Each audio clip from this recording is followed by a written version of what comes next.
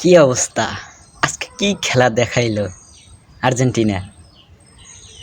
Half টাইমে গোল হইল না, ফুল টাইমে গোল হয় না, লাস্টে ফুল টাইমে 2 মিনিট থাকতে যে গোল হয়।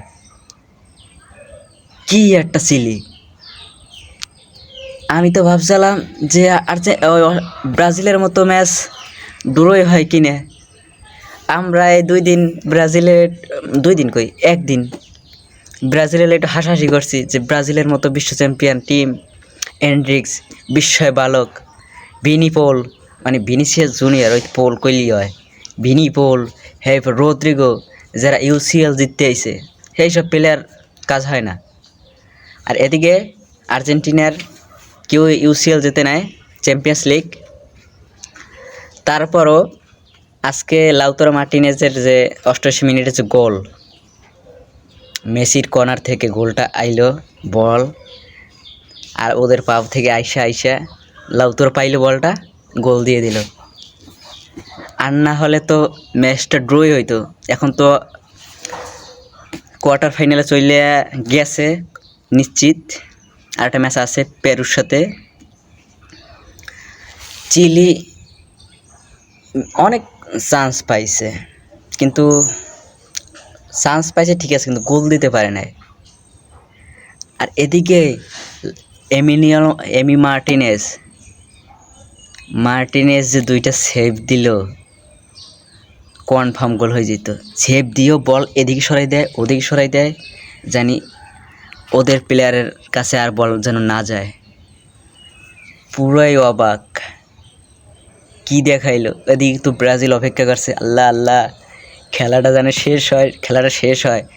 আমাদের নিয়ে টোল করছে, আমরা এখন টোল করব, কিন্তু কাম তো আর হলো না। এদিকে যে ক্রিকেট, বাংলাদেশের জন্য অস্ট্রেলিয়া সেমিতে যাইতে পারলো না। ওদিকে ইন্ডিয়ার দালাল আফগানিস্তান ভালো খেলছে, কিন্তু ইন্ডিয়ার দালালি করে, এই জন্য খুবই খারাপ লাগে। আর সাউথ আফ্রিকার হয়তো ওখান থেকে তো একটা দল যাবেই, হয় সাউথ আফ্রিকা নয়তো আফগানিস্তান। ফাইনাল তো এবার নতুন একটা দল খেলবেই। সাউথ আফ্রিকার কবে থেকে ক্রিকেট খেলে, ওরা না পারে ওয়ানডেতে, না পারে টি20তে।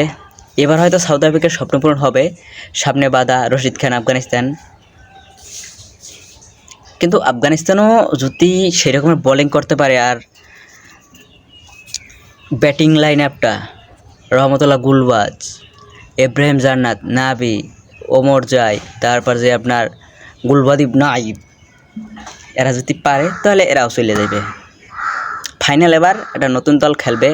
আর ওদিকে ইনশাল্লাহ ইংল্যান্ড যেন যায়। ইন্ডিয়া ওই 2022 সালের কথা মনে আছে, অস্ট্রেলিয়ার মাটিতে কী রকমের জস বাটলার,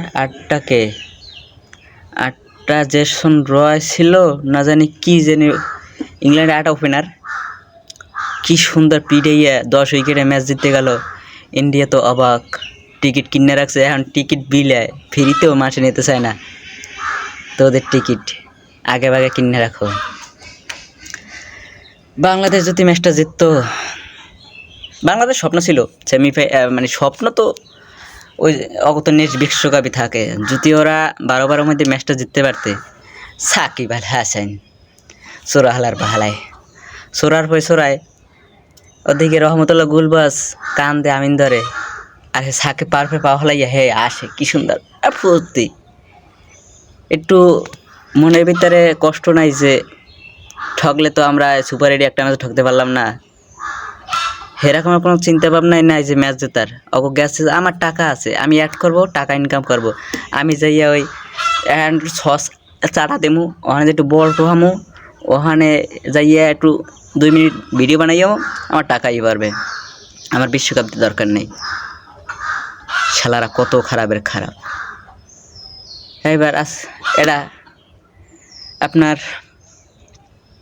হৃদয় ছেলেটা কিন্তু খুবই ভালো খেলে, ওর হাতে যে স্ট্রোক, ওরে বৃষ্টির পরে নামায়, ওরা যদি ওই তৃতীয় নাম্বার বা চতুর্থ নাম্বার হিসেবে নামাইতে, ও ওই সময় ম্যাচটা টানিয়ে নিতে পারতে। ও চাপের মধ্যে নামাইছে, এর সময় তো পিটান লাগবেই। সাকিবের নামায় শান্ত, ওরে লর্ড বাবা। লিটনের এতদিন গালি খামার দিতে দিতে দিতে দিতে যেই ম্যাচটা ধরার কথা সেই ম্যাচটা ধরছিলে, কিন্তু পারলে না। ওদিকে মোস্তাফিজ পড়ে গেলে, তাসকিন পড়ে গেলে, রিশাদের রশিদ খানের বলটা তো ওর ঠেক দেওয়া উচিত আসলে, পিটানো উচিত আসলেই না কোনো মতে। রিশাদ খুবই একটা ভুল করছে। মাহমুদুল্লাহ রিয়াদ সব ম্যাচ ভালো খেললে এই ম্যাচ ধরতে পারলে না, জিততেও পারলে না। ওদিকে অস্ট্রেলিয়া